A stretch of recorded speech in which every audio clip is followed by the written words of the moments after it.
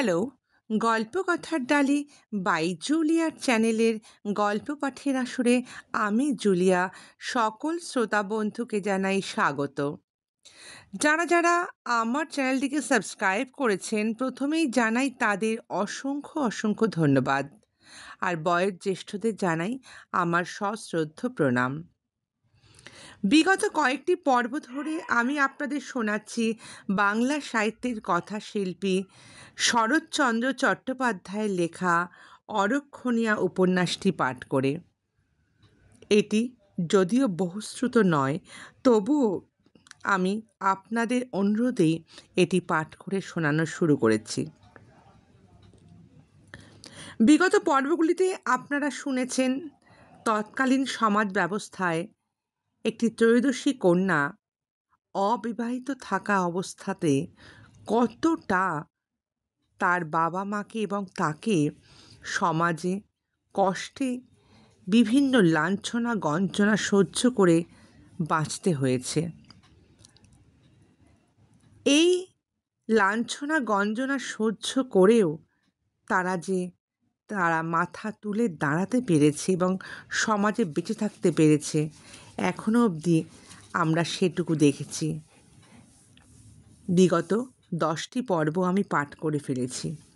আজ আমি শোনাব একাদশ পর্ব। এই অনূরা মেয়েটি জ্ঞানদা এবং তার মা দুর্গামণি। জ্ঞানদা পিতার মৃত্যু যখন হয় সেই সময় মৃত্যুর শয্যাতে অতুল কথা দিয়েছিল তাকে বিবাহ করবে, কিন্তু পরবর্তীকালে সে হয়তো ততখানি স্বীকার করে না তার দেওয়া কথাকে। তখন জ্ঞানদা এবং তার মা বিভিন্ন কারণে বিভিন্ন লোকের কাছে অপদস্থ হতে থাকেন এবং শেষে দুর্গামণি দেবী অর্থাৎ জ্ঞানদার মা ভীষণভাবে অসুস্থ হয়ে পড়েন। তার দেওর, যারা তাকে এতদিন সহ্য করতে পারত না, হঠাৎ খুব কাছের মানুষ হয়ে ওঠার চেষ্টা করে। কিন্তু কেন? আজ শুনব তারই কারণ। চলুন শুরু করা যাক অরক্ষণীয়া একাদশ পর্ব।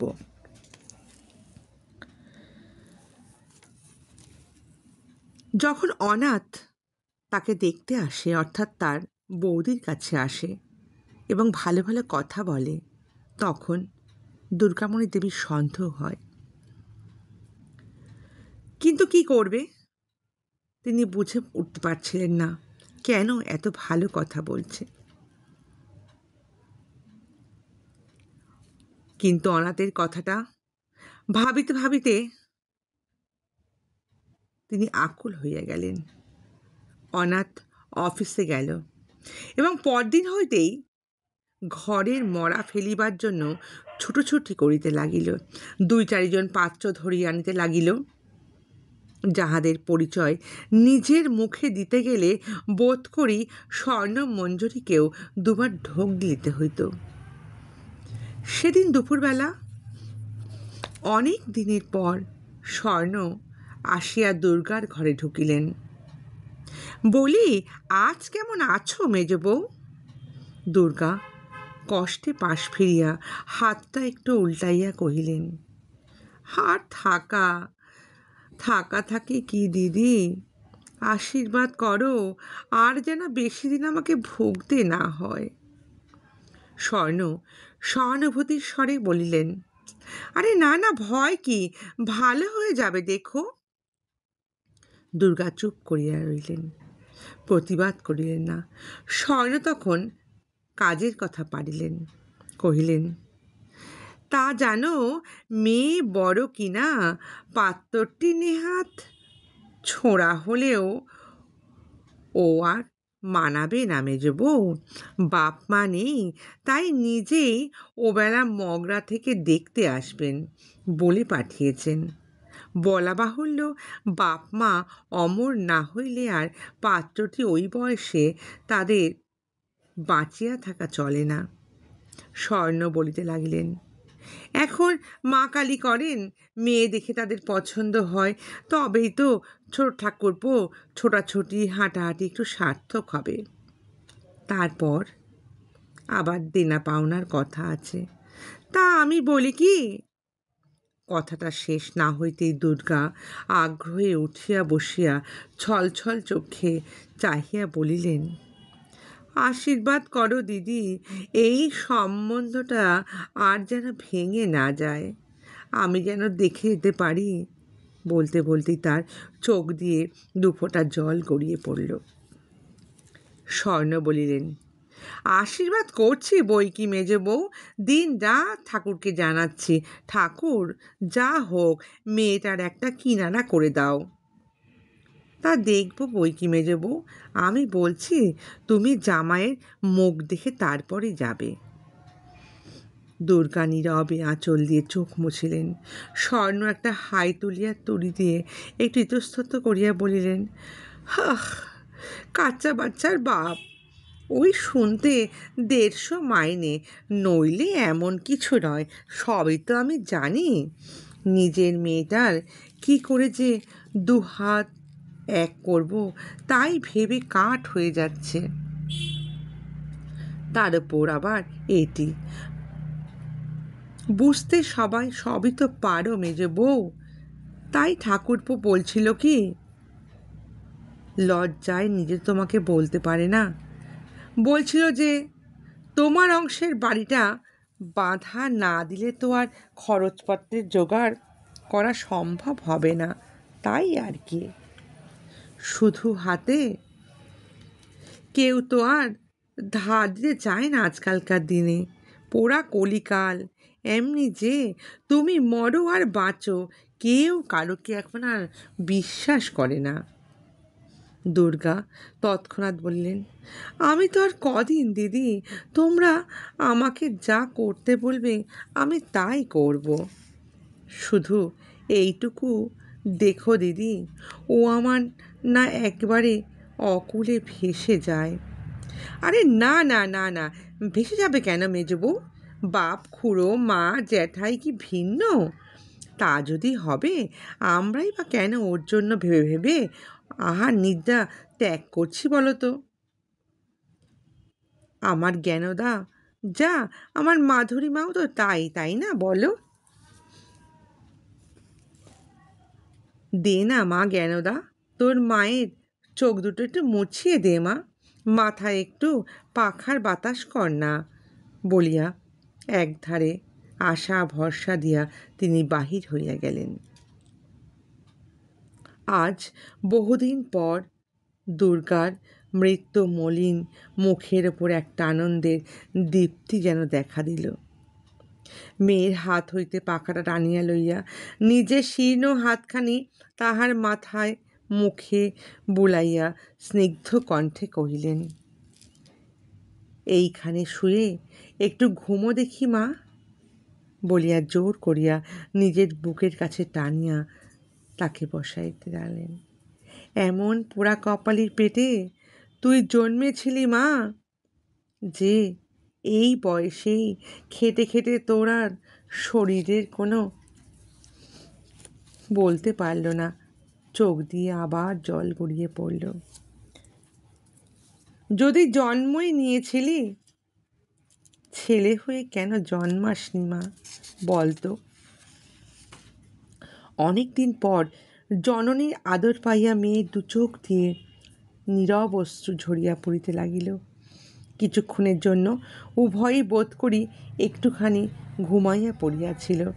হঠাৎ মায়ের ঠেলা খাইয়া জ্ঞানদা শশব্যস্ত হইয়া উঠিয়া বসিল।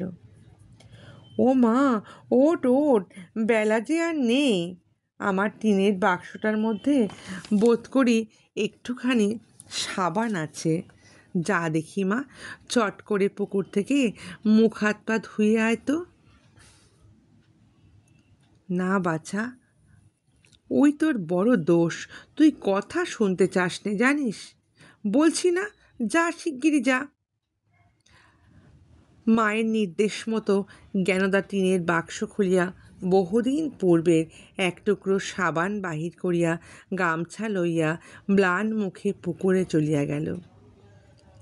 মা বলিতে লাগিলেন, বেশ করে একটু রগড়ে রগড়ে ধুস মা, বুঝলি, তাচ্ছিল্য করিস নে, চট করে আসিস মা, বলা যায় না তো কখন তারা আবার এসে পড়েন। পুকুর হইতে ফিরিয়া আসিয়া জ্ঞানদা অবাক হইয়া গেল। মরণাপন্ন মা ইতিমধ্যে কখন বিছানা হইতে উঠিয়া কেমন করিয়া কি জানি তোরঙ্গের কাছে গিয়া সেটা খুলিয়াছেন এবং নিজের একখানি ছোপানো কাপড় এবং জামা বাহির করিয়া বসিয়া আছেন।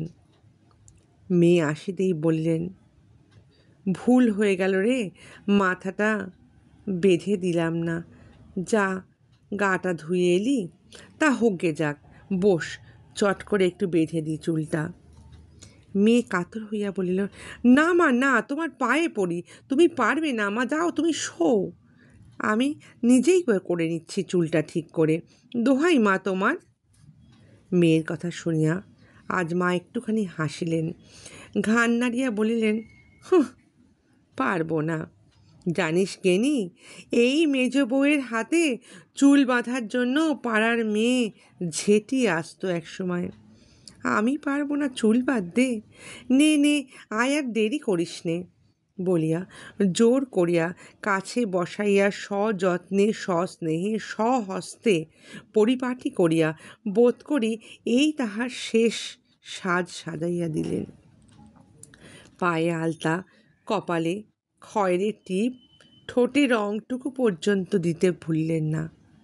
মুখখানি নাড়িয়া চাড়িয়া একটু চুমা খাইয়া তার হঠাৎ মনে হইল, কে বলে মেয়ে আমার দেখতে ভালো নয়, একটু কালো, কিন্তু কার মেয়ের এমন সুন্দর মুখ, এমন চোখ দুটি আছে?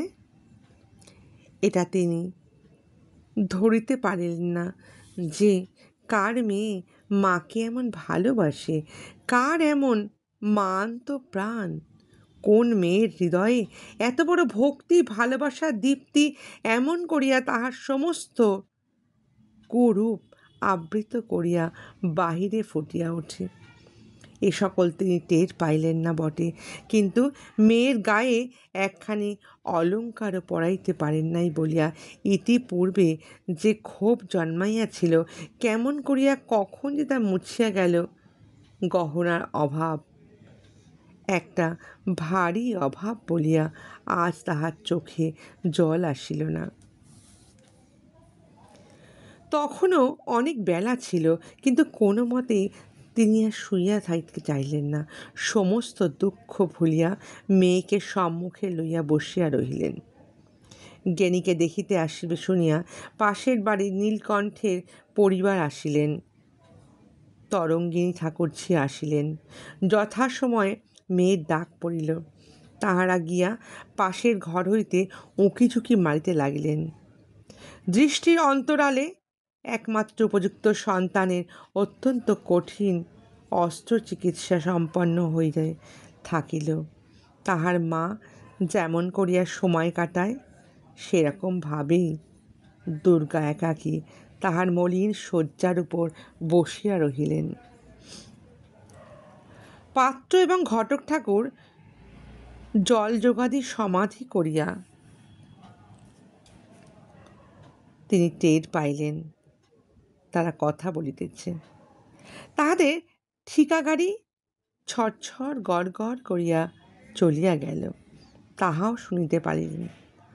তাহার পরে তরঙ্গিনী ঠাকুরজি ঘরে ঢুকিয়া একটা মস্ত দীর্ঘ নিঃশ্বাস ছাড়িয়া জানাইলেন, না, মেয়ে পছন্দ এবারও হলো না। দুর্গা চোখ বুজিয়া শুইয়া পড়িলেন, একটা প্রশ্নও করিলেন না। ঠাকুরজি কণ্ঠস্বরে কহিতে লাগিলেন, ওই হাড় বার করা মেয়ে কি কারোর পছন্দ হয়? বলি মেজ বউ, জ্ঞানীকে দুদিন খাওয়াও, একটু মাখাও, একটু তাউত করো। আমরা ছেলেবেলা থেকে দেখেছি এই মেয়ে কি সুন্দর ছিল, এমন তো ছিল না। জ্বরে জ্বরে বাছার হাড় পাঁজরা বার হয়ে গেছে। একটা বছর সবুর করো, একটু যত্ন আত্তির করে দেখো দেখি এই মেয়ে আবার কেমন সুন্দরী রূপসী হয়ে যায়, পারবে না? সে তো ঠিক কথা, কিন্তু কই সে সুযোগ, টাকা কই? একটা বছর অপেক্ষা করিয়া থাকার কি সম্ভব? তাহার অস্থিপাঞ্জর ঢাকা এই চেহারা, সেটা ঢাকার সময় কোথায়? মেয়ে যে 15 পড়ে গেল। পিতৃপুরুষেরা প্রতিদিন যে নরকে গভীরতর রূপে নিমগ্ন হইতেছেন। বড় কুলীনের মেয়ে নয়, তাই গ্রামের লোক জাতি সবাই অহর্নিশ চোখ রাঙাইয়া চলিতেছে, শাসাইতেছে। প্রতীক্ষা করিবার আর তিলার্ধ অবসর নেই।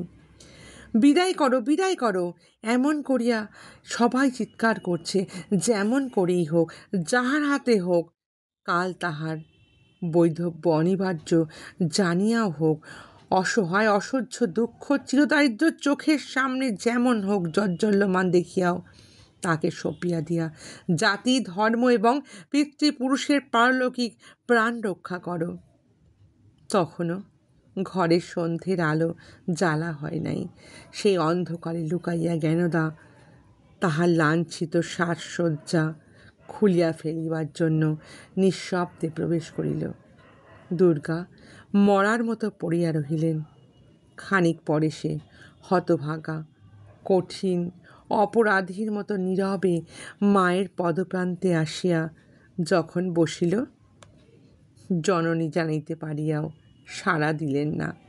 তারপরে তেমনি নিঃশব্দে বহুক্ষণ অপেক্ষা করিয়া অভুক্ত পীড়িত কন্যা শান্তি ভারে সেইখানে ঢলিয়া ঘুমাইয়া পড়িল।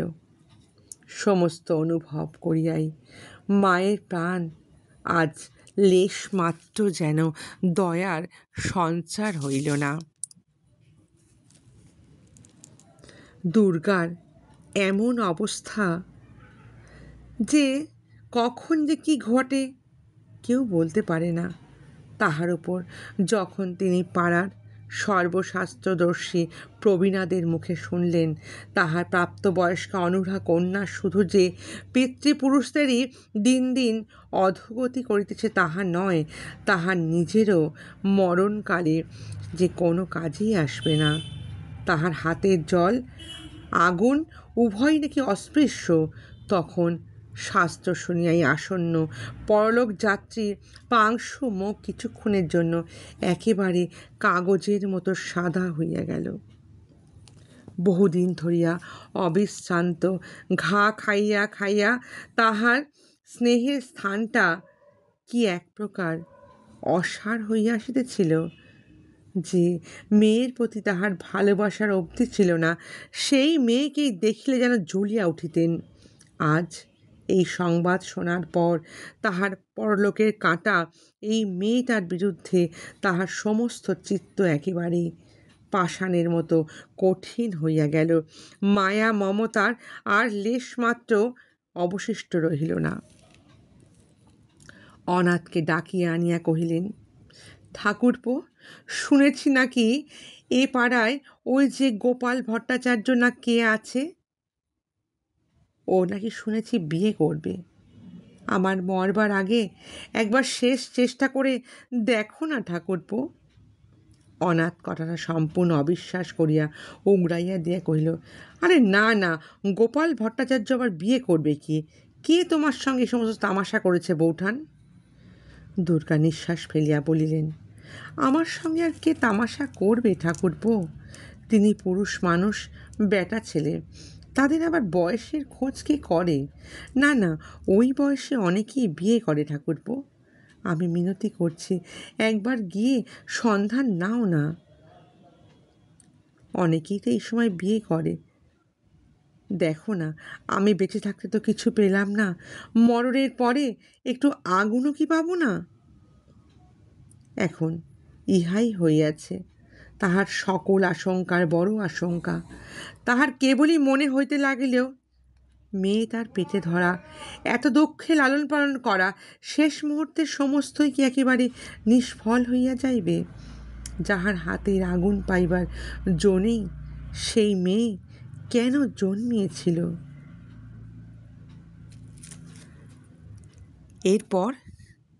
এরপর কি হবে? জ্ঞানদা বিয়ে কি তাহলে হবে না? নাকি দুর্গামণি দেবী মৃত্যুর পর তার মেয়ের হাতের আগুন এবং জল কোনোটাই পাবেন না? জানতে গেলে অবশ্যই শুনতে হবে আগামী পর্ব। তবে যাবার আগে একটা কথা আপনাদের সকলকে জানাই, যদি আমার উপস্থাপনা আপনাদের ভালো লাগে তাহলে একটা সাবস্ক্রাইব এবং একটা লাইক করতে ভুলবেন না কিন্তু। আর খুব তাড়াতাড়ি নিয়ে আসবো আমি আগামী পর্ব। আজ তাহলে এইটুকুই। সকলে ভালো থাকবেন, সুস্থ থাকবেন।